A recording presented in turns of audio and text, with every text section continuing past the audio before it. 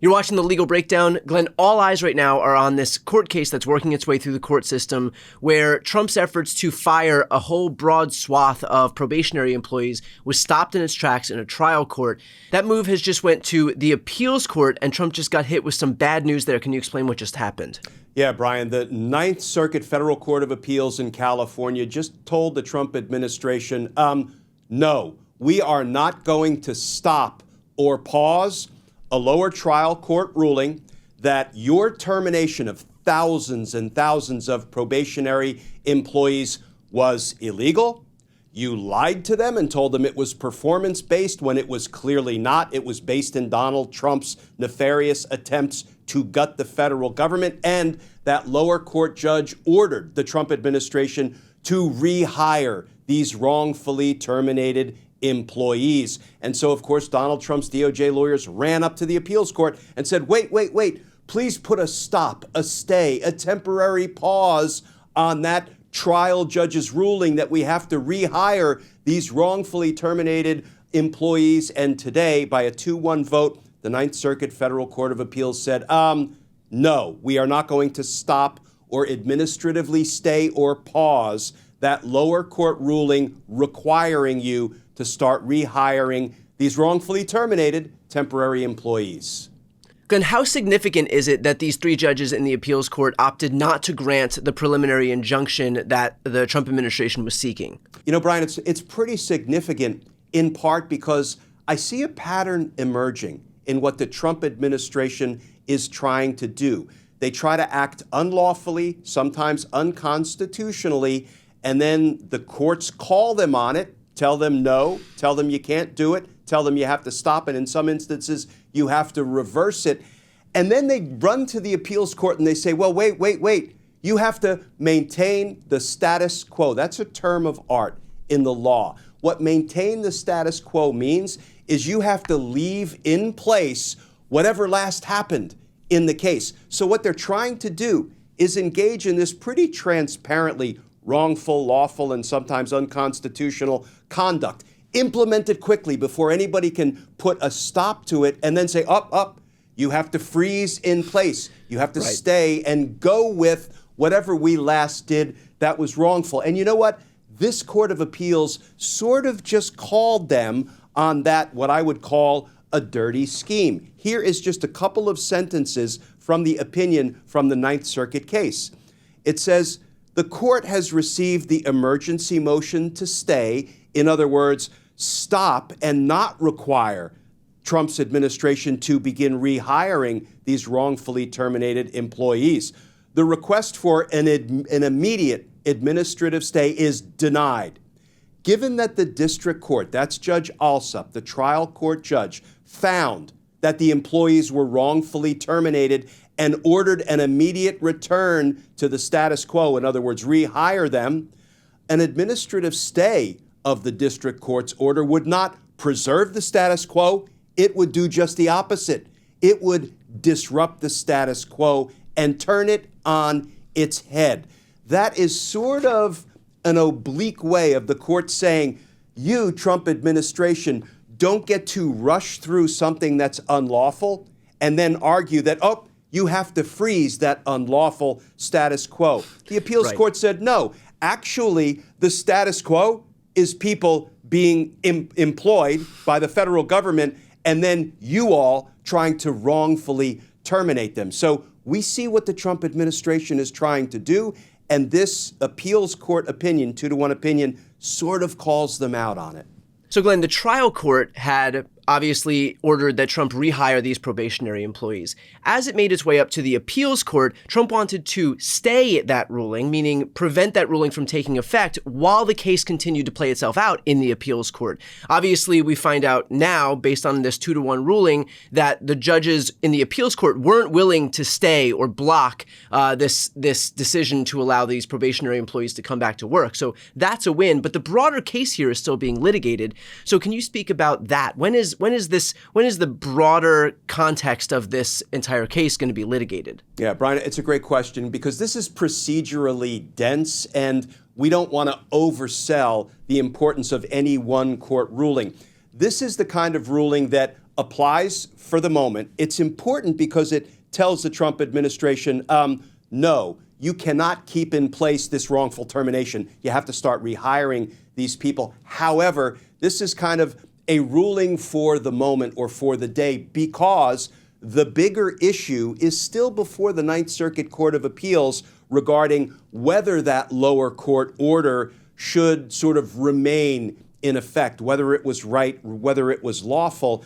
And so this court, the Ninth Circuit Court of Appeals, said, we deny your motion today for a stay, Trump administration. However, we have ordered more briefs to be filed on the underlying issue of, the lawfulness and whether this should endure long term, meaning during the life of this entire litigation, which could take months and months. And those briefs are due March 18th, and then there will be more hearings on the underlying issue before the Court of Appeals. So these things are confusing, they're procedurally dense. This is a win for the day, but it's not a win yet for all time in this case. Glenn, on the screen right now, I'm going to put a headline from Axios saying that climate and energy agencies are hiring back probationary employees. So can I have your reaction to the fact that in response to this ruling by both the trial court and the appeals court right now, we are seeing steps being taken by this administration to comply with the court orders? Yeah, headlines like that, Brian, are frankly very heartening because what that indicates is, at least in the context of this case that the Trump administration is losing, has been losing, and has now been ordered by courts to rehire people they wrongfully terminated. What are they doing? They're complying, apparently, given that Axios headline, with those court orders. That's important because, there is a parade of horribles going on every day in the Trump administration.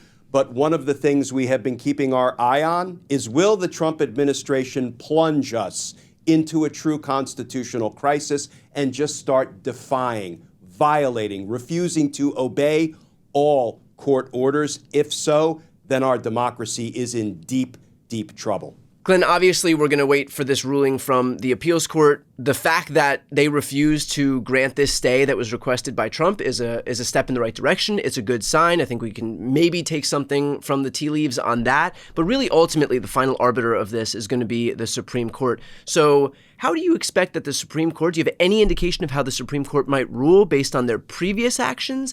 And the second part of that question is, when can we expect some decision from the Supreme Court if they do indeed decide to hear this case?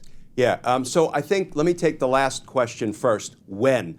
Probably pretty quickly. Why? Because all of these temporary restraining orders and preliminary injunctions are very disruptive. They're disruptive to the lives of the employees who are being wrongfully terminated. They're losing their paychecks. They're losing their health care. They may be losing their apartments or their homes, their houses. So these things need to be litigated quickly. And then the flip side of it is, if these are lawful exercises of executive branch powers and authority, then it would be viewed as an inappropriate interference with the function of the executive branch. Of course, given the almost universal rulings in case after case from coast to coast that Donald Trump's administration is involved in illegal, wrongful, and often unconstitutional conduct, it seems like the people who are being victimized have the better of the argument when it comes to the exigency, the need to get these things resolved quickly. But so I have a feeling on the timing front, we'll probably see this thing bubble up to the Supreme Court pretty quickly. Real quick question on that. Do we have to wait for the Supreme Court's decision days all the way in May, or is this the kind of thing that they would rule on immediately, given the nature of either having to get these employees back to work or not? Yeah, this is not a smart alecky answer, Brian. Only the Supreme Court knows for sure. They can grab hold of these cases while they're still in a preliminary litigation posture with these temporary restraining orders and preliminary injunctions before there's ever been a full-blown evidentiary hearing on the merits. And the Supreme Court could say, you know what? We think the issue at stake is so grave and so far-reaching, executive branch power versus, the rights of wrongfully terminated federal government employees, that we're going to grab hold of it now. Or they can do what they have done in the past and said, listen, we believe that these orders that have been put in place by trial courts and affirmed by federal circuit courts of appeal were properly handled. we are not going to grab hold of this one until this case has run its course, been fully litigated, resolved in the trial court, resolved in the appeals court, and that could take months. So again, I'm going to go back to what sounds like a smart aleck answer, but it's really not. Only the Supreme Court knows for sure. Okay, now the second part of that question, what do you have any indication as to how the Supreme Court might rule based on past decisions?